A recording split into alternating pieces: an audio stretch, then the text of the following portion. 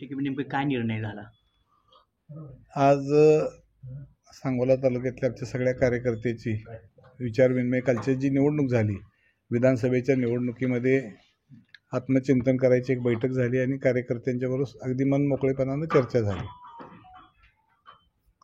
या निवडणुकीमध्ये सुरुवातीपासूनच तसं प्रचाराची सगळी आघाडी आम्ही घेतलेलीच होती आणि निवडणुकीच्या निकालानंतर थोडंसं आम्ही आश्चर्यचकित झालो की 51,500 मतं पडली आणि 3 नंबरवर आम्ही त्या ठिकाणी आलो.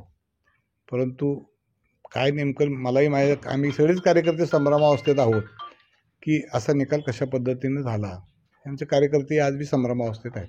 राज्यात अनेक ठिकाणी ईव्हीएम बाबत शंका निर्माण उपस्थित केला, प्रश्न निर्माण केला. त्याच्यात सांगोल्यातही तसा प्रकार काय घडला असं वाटतं आपणाला? असं कार्यकर्त्यांची सगळ्यांची शंका आहे की आपल्याला आबा एवढी कमी मतं पडूच शकत नाहीत. त्यामुळं कार्यकर्त्यांनी ही मोठ्या प्रमाणावर शंका उपस्थित केलेली आहे आजच्या बैठकीमध्ये. शहाजी बापूंना निवडून न येण्यासाठी उद्धव ठाकरे आणि संजय राऊत यांनी पण केला होता. त्या पणामध्ये कुठेतरी आपण त्या डावामध्ये फसला गेला असं शहाजी बापूंचं देखील म्हणणं आहे. आता बापूचं वैयक्तिक मत बापूचं आहे. खरं तर आम्ही दोघांनी तालुक्याच्या विकासाला आजपर्यंतच्या काळामध्ये एकत्रित काम केलं. मी माझ्या आजच्या मीटिंगमध्ये सांगितलं की या निवडणुकीपूर्वी शहाजी बापू हे मोठे भाऊ आहेत माझे. ते आमदार आहेत, मुख्यमंत्री बापूच्या विचाराचा आहे. तर यामध्ये बापूनीच मोठ्या भावाची भूमिका बजावून यावेळेला मला संधी द्यायला पाहिजे होती असं माझं आणि कार्यकर्त्याचं मत आहे. परंतु ते दुर्दैवानं झालं नाही. त्यामुळं आम्हा दोघांनाही पराभवाला सामोरं जावं लागलं. विधानसभेच्या निवडणुकीच्या प्रचारामध्ये शहाजी बापूंनी मी निवडून नाही तर फाशी घेणं असं देखील सांगितलं गेलं होतं. त्याच धर्तीवरती काल देखील पाण्याच्या बाबतीत मी तसं नाही गेलं तर मी राजकीय संन्यास घेईल असं विधान केलं गेलं आहे. बापूंनी काय बोलावं हा बापूचा विषय आहे. त्या बाबतीत मी काय सांगणार आहे. सध्या आपण याआधी विधानसभेच्या निवडणुकीपूर्वी आपण अजित पवार गटात होतात. विधानसभेच्या निवडणुकीत शरद उबाटा गटात गेले. परत भविष्यात तुम्ही अजित पवार गटामध्ये दिसतील? आता असं आहे, कार्यकर्त्यांचं बऱ्याचशा गोष्टी चर्चा झाली. यामध्ये प्रमुख कार्यकर्त्यांच्या बरोबर परत एकदा बसायचं ठरवलेलं आहे. मग कार्यकर्त्याचं जे काय मत येईल त्या पद्धतीनं पुढच्या भविष्य काळातली वाटचाल सुरू राहील. येणाऱ्या स्थानिक स्वराज्य संस्थेच्या निवडणुकीबाबत आपण शिवसेना कुठेतरी पाहायला भेटेल शिवसेना माध्यमातून?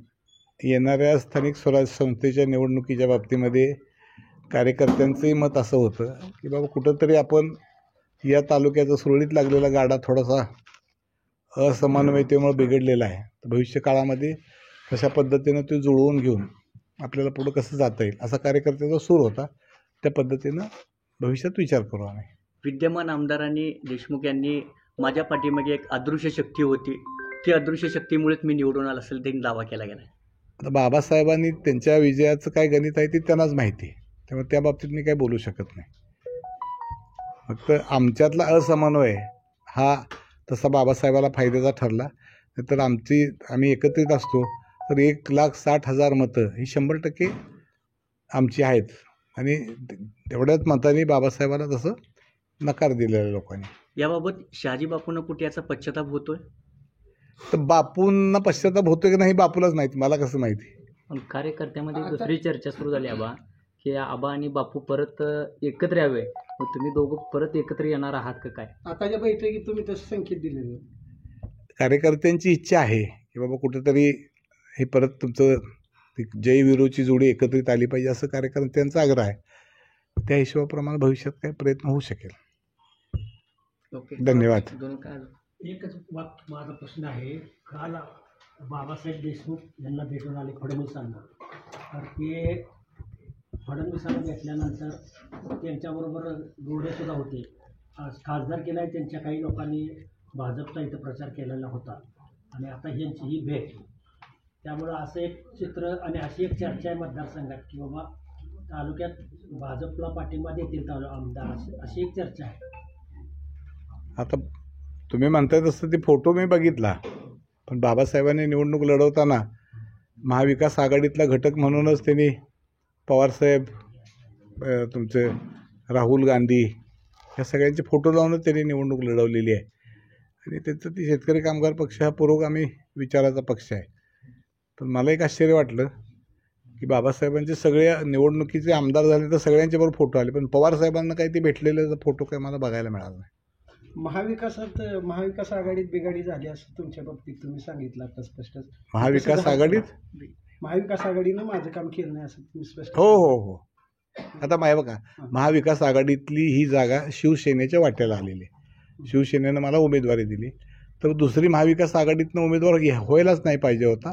त्यामुळे महाविकास आघाडीनं माझ्यावर अन्याय केलेला आहे, जाहीर सभेतच सांगितलेलं आहे. म्हणजे ज्यांनी हे 2 टप्पे दोन्ही डिग्रीवर हात ठेवला त्यांना हा जाब विचारला पाहिजेच आपल्या मतदारांनी.